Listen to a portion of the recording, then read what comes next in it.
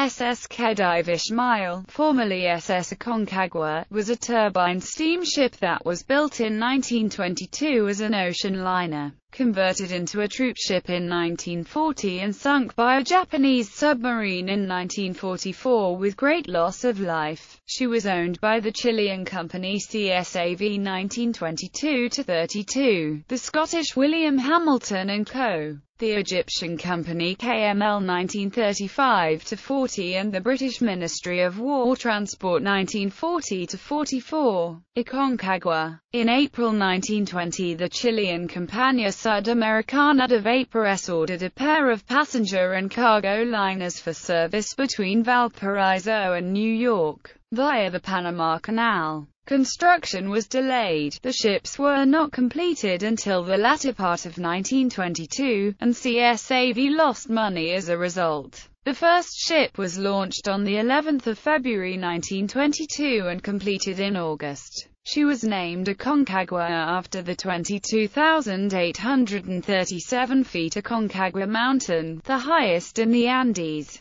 Her sister ship, Tenor, was launched on 5 September 1922, completed in December and reached Chile in January 1923. The two ships were built by Scott's Shipbuilding and Engineering Company of Greenock on the Firth of Clyde, Scotland. Each had 18 corrugated furnaces with a combined grate area of 385 square feet that heated 6 single-ended boilers with a combined heating surface of 17,832 square feet. These fed steam at 215 lbf, in 2 to 4 steam turbines that drove twin propeller shafts by single reduction gearing. The turbines had a combined rating of 1,469 nhp and gave the ship a speed of 17 knots. By the time Aconcagua and Tenor entered service they faced strong competition from Grace Line, and CSAV reported losses in 1922 and 1923. However, from 1922 the Chilean government introduced protection measures for Chilean companies operating shipping services along the country's 2,300 nautical mile long coast, and in 1923 global shipping rates stabilized.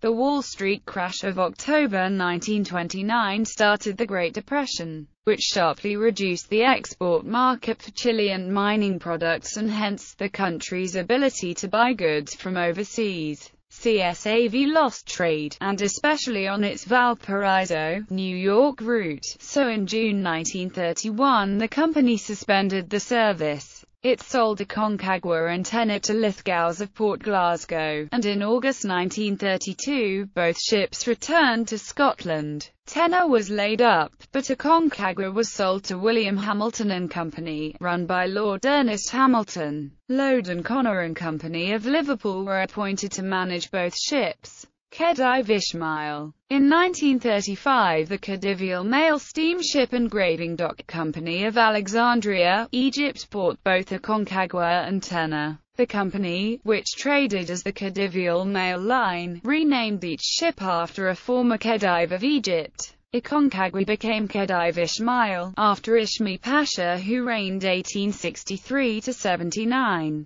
KML and operated services linking Alexandria across the Mediterranean Sea with Cyprus, Piraeus, Malta and Marseille. In 1936 the company was reconstituted as the Pharaonic Mail Line, but continued trading as the KML. Although Egypt was supposedly independent, in practice the British Empire exercised control over the country. In 1940 the UK Ministry of War Transport requisitioned 7 KML ships and placed 2 of them, Khedive Ismail and Muhammad Ali El Kabir, under the management of the British India Steam Navigation Company. The 2 ships were converted into troop ships, which slightly increased their tonnage. Khedive Ismail's gross register tonnage was increased from 7,290 to 7,513 tons. Muhammad Ali El Kabir was sunk in August 1940 on her first troop voyage, en route under Royal Navy escort from Avonmouth to Gibraltar. By then Khedive Ismail was in the Indian Ocean to bring Empire troops to Egypt. From then until April 1941 she carried troops in convoys from Bombay, Cape Town, Mombasa and Port Sudan to Suez and Port Said.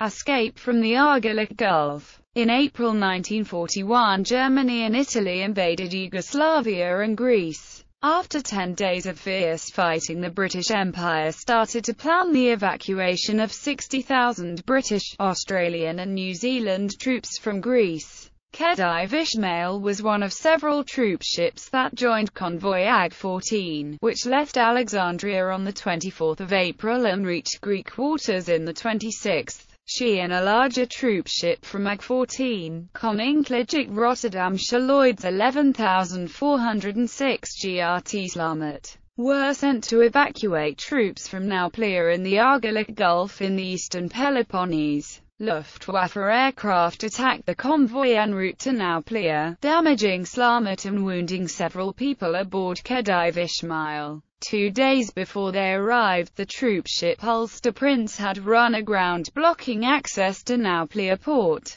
and on the 25th of April an air raid had turned her into a total loss. Khedive Ismail, Slamet and their Royal Navy escorts would now have to anchor in the bay, where boats would bring troops out to them from the shore. On the evening of the 26th of April 3 cruisers, 4 destroyers, Khedive Ismail and Slamet were in the Bay of Nauplia. The only available tenders were 1 landing craft, local caiques and the ship's own boats. 2 cruisers and 2 destroyers embarked nearly 2,500 troops. But the slow rate of embarkation meant that Khedive Ismail did not get her turn and did not embark any. At 03:00 hours the cruiser HMS Calcutta ordered all ships to sail, but Slamet disobeyed and continued embarking troops. Calcutta and Khedive Ismail sailed at 04:00 hours. Slamet followed at 04:15 hours, by which time she had embarked about 500 troops, about half her capacity. The convoy steamed south down the Argolic Gulf, until at about 07:00 hours waves of Luftwaffe aircraft attacked it. First Bf-109 fighters, then Ju-87 dive bombers and Ju-88 and Ju-17 bombers.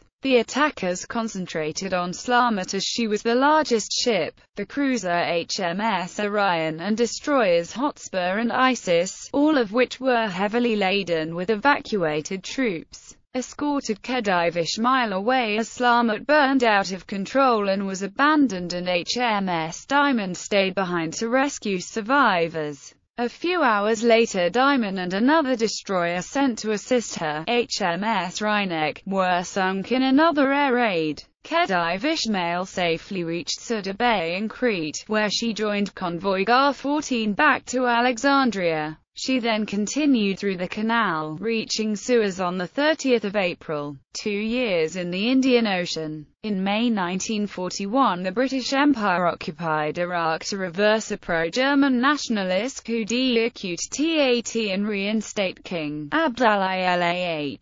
And in June and July it invaded Vichy-controlled Greater Lebanon and Syria, whose airfields had refueled Regia Aeronautica and Luftwaffe flights to northern Iraq. From July 1941 until the beginning of February 1942 Khedive Ismail continually brought British Indian Army reinforcements from India to Basra in Iraq, making 7 trips from Bombay and 2 from Karachi. In January 1942 British and Empire forces had occupied Italian Eritrea, so in the second half of February 1942 Khedive Ismail took 850 troops from Bombay to Massawa. For the next 2 years she crisscrossed the Indian Ocean in troop movements between Aden, Mombasa, Colombo, Durban, Bombay, Karachi, Tanga, Suez, Diego Suarez, Majunga, Berbera, Port Elizabeth, Cape Town, Djibouti, Tamativ and Dar es Salaam. In September 1942 Khedive Ismail took part in Operation Streamline Jane, taking troops from Allied-occupied Diego Suarez in northern Madagascar to land at Vichy-held Majunga on the east coast of the island. She visited the island again in July 1943. Loss.